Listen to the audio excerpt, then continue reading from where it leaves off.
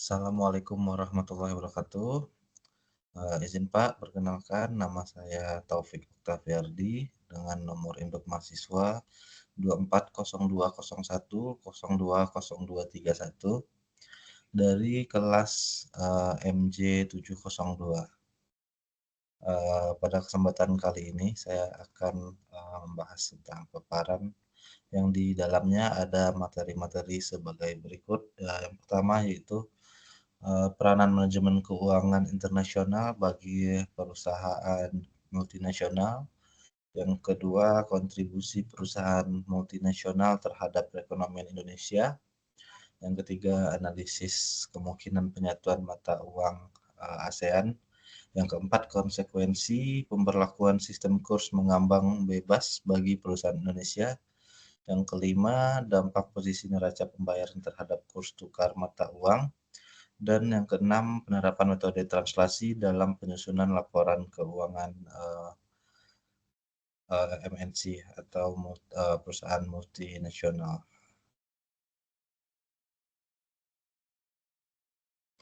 Izin untuk melakukan share screen.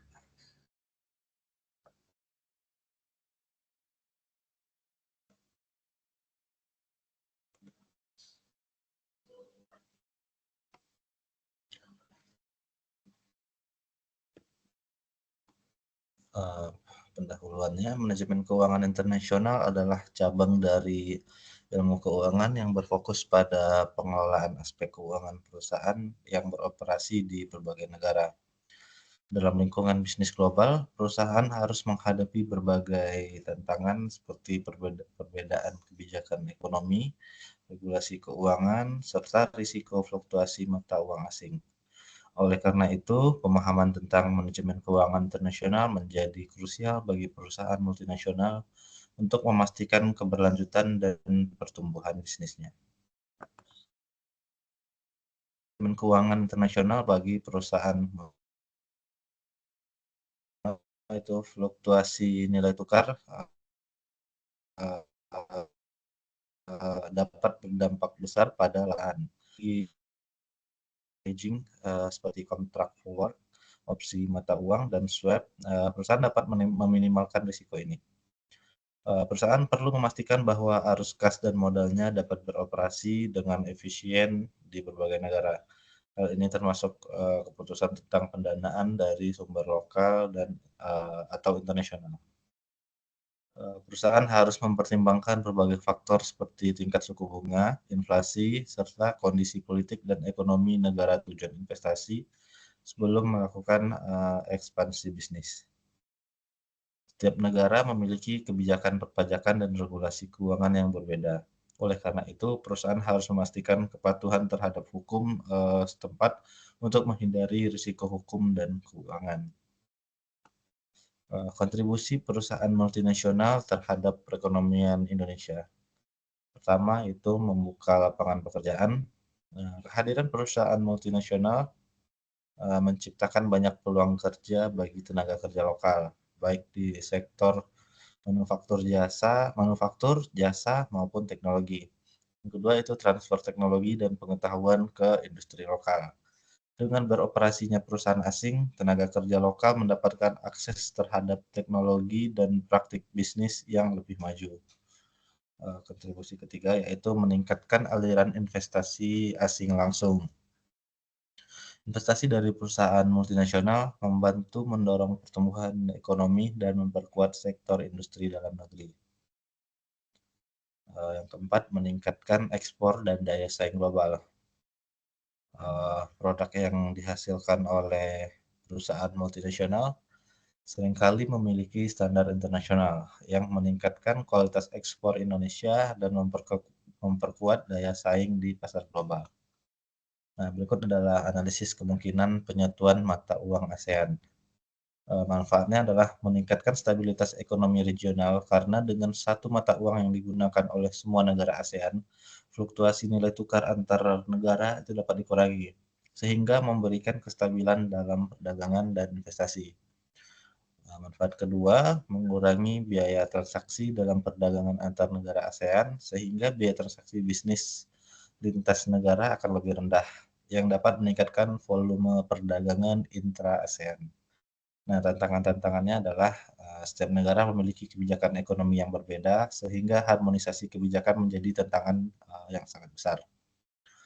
Kedua, negara-negara ASEAN memiliki tingkat inflasi yang berbeda, yang dapat mempengaruhi efektivitas sistem mata uang tunggal. Yang ketiga, negara-negara ASEAN memiliki tingkat pertumbuhan ekonomi yang berbeda, sehingga kebijakan moneter tunggal mungkin tidak dapat mengakomodasi kebutuhan semua negara. Selanjutnya, materi terkait konsekuensi sistem kurs mengambang bebas bagi perusahaan Indonesia.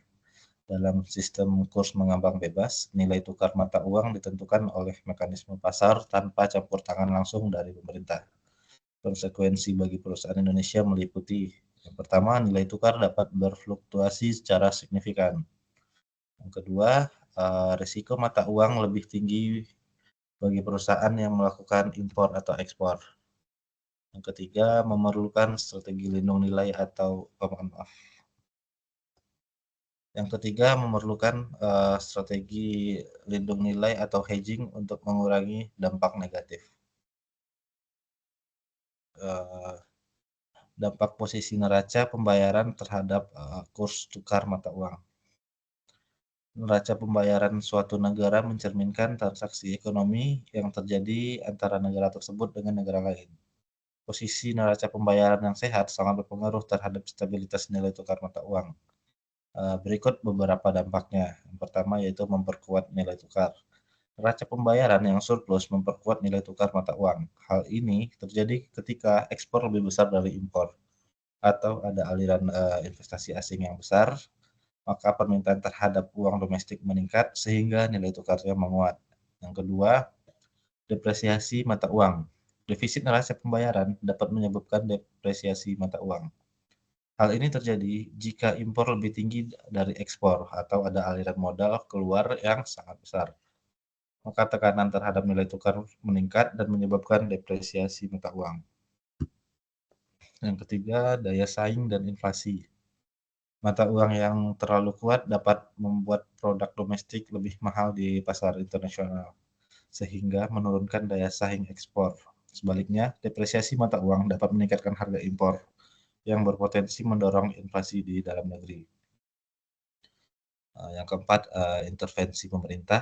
Intervensi pemerintah dalam mengelola neraca pembayaran. Pemerintah seringkali melakukan intervensi melalui kebijakan moneter dan fiskal guna menjaga keseimbangan neraca pembayaran dan kestabilan nilai tukar. Penerapan metode translasi dalam penyusunan laporan keuangan perusahaan multinasional atau MNC. Perusahaan multinasional yang beroperasi di berbagai negara harus menyusun laporan keuangan yang mencerminkan aset, liabilitas, pendapatan, dan biaya dalam mata uang domestik. Oleh karena itu, translasi mata uang asing menjadi aspek penting dalam pelaporan keuangan mereka. Beberapa metode translasi yang umum digunakan adalah pertama, menggunakan kurs nilai tukar saat ini untuk menyesuaikan aset dan liabilitas yang dimiliki dalam mata uang asing. Cocok untuk anak perusahaan yang beroperasi secara mandiri. Kedua, menggunakan kombinasi antara kurs saat ini dan kurs historis tergantung pada jenis aset atau liabilitas yang diterjemahkan. Metode ini lebih sering digunakan jika anak perusahaan masih sangat bergantung pada perusahaan induk. Yang ketiga, menggunakan kurs yang berlaku pada saat transaksi terjadi. Biasanya diterapkan pada elemen ekuitas dalam laporan keuangan.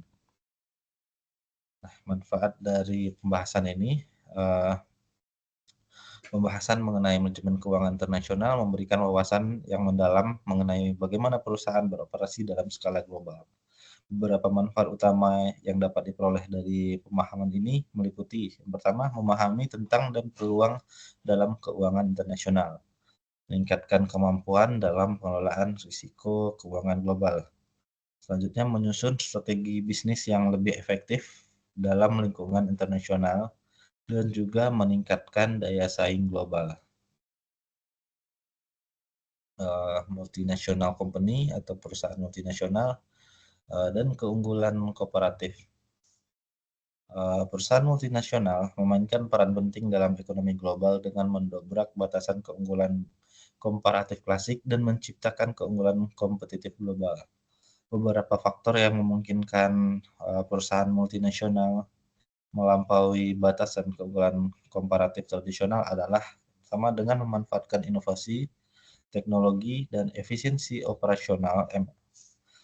Perusahaan multinasional dapat bersaing di berbagai pasar internasional tanpa bergantung hanya pada keunggulan sumber daya alam. Yang kedua, perusahaan multinasional seringkali memiliki pusat penelitian dan pengembangan R&D di berbagai negara, memungkinkan mereka untuk menciptakan produk dan layanan unggul secara global. Ketiga, dengan melakukan outsourcing atau mendirikan pabrik di lokasi strategis, perusahaan multinasional dapat menekan biaya produksi, meningkatkan efisiensi rantai pasok, serta menyesuaikan produk dengan preferensi pasar lokal. Proses ekspansi bisnis ke mancanegara. Pertama, perusahaan mulai menjual produknya ke pasar asing tanpa kehadiran fisik di negara tersebut. Ini merupakan langkah awal untuk menguji permintaan dan memahami preferensi pelanggan global. Selanjutnya, setelah mendapatkan pemahaman yang lebih baik tentang pasar luar negeri, perusahaan dapat membuka kantor perwakilan atau cabang untuk meningkatkan kontrol operasional dan distribusi. Selanjutnya, untuk mempercepat penetrasi pasar, perusahaan dapat mengakuisisi perusahaan lokal yang sudah memiliki jaringan dan pelanggan, atau membentuk usaha patungan atau joint venture dengan mitra lokal. Pada tahap ini, perusahaan sudah beroperasi di berbagai negara dengan jaringan manufaktur, distribusi, dan pemasaran yang tersebar secara global, sehingga mampu mengoptimalkan efisiensi dan daya saing internasional. Pembahasan tentang sistem mata uang mengambang terkendali dan fluktuasi kurs. Sistem mata uang yang mengambang terkendali adalah sistem di mana nilai tukar mata uang ditentukan oleh mekanisme pasar, tetapi pemerintah tetap memiliki kewenangan untuk melakukan intervensi guna menjaga stabilitas ekonomi. Beberapa aspek utama dari sistem ini adalah pemerintah dapat melakukan intervensi guna menstabilkan mata uang. Namun, meskipun ada intervensi, kurs tetap bisa berfluktuasi tinggi karena pengaruh pasar global. Faktor utama yang mempengaruhi fluktuasi kurs diantaranya yaitu ada kebijakan moneter, inflasi, dan cadangan devisa. Pentingnya neraca pembayaran bagi manajer keuangan dan investor. Neraca pembayaran merupakan indikator utama kesehatan ekonomi suatu negara. Bagi manajer keuangan dan investor, neraca pembayaran memiliki peran penting dalam pengambilan keputusan bisnis dan investasi. Beberapa alasan utama pentingnya neraca pembayaran adalah satu, surplus neraca pembayaran mencerminkan ekonomi yang kuat dan stabil, sementara defisit dapat menunjukkan potensi risiko ekonomi. Kedua, investor global mempertimbangkan neraca pembayaran dalam menilai kelayakan investasi, terutama dalam aspek aliran modal masuk dan keluar suatu negara. Dengan memahami neraca pembayaran, manajer keuangan dapat mengelola risiko valuta asing, memprediksi tren ekonomi global, serta menentukan strategi investasi dan pendanaan perusahaan. Nah, kesimpulannya, manajemen keuangan internasional memainkan peran penting dalam keberhasilan perusahaan yang ingin berkembang di pasar global. Faktor seperti sistem kurs, neraca pembayaran, dan metode translasi sangat mempengaruhi kinerja keuangan perusahaan multinasional. Ketidakstabilan nilai tukar dan kebijakan ekonomi negara tujuan dapat memberikan dampak besar terhadap operasional perusahaan. Oleh karena itu, perusahaan multinasional harus memahami perbedaan kebijakan ekonomi antar negara untuk merancang strategi bisnis yang sukses. Dengan memahami prinsip-prinsip utama dalam manajemen keuangan internasional, perusahaan dapat meningkatkan daya saing dan memastikan keberlanjutan bisnis dalam lingkungan ekonomi global yang dinamis. Sekian dan terima kasih. Sekian yang dapat saya sampaikan. Atas segala kekurangan dan kesalahan, saya mohon maaf. Assalamualaikum warahmatullahi wabarakatuh.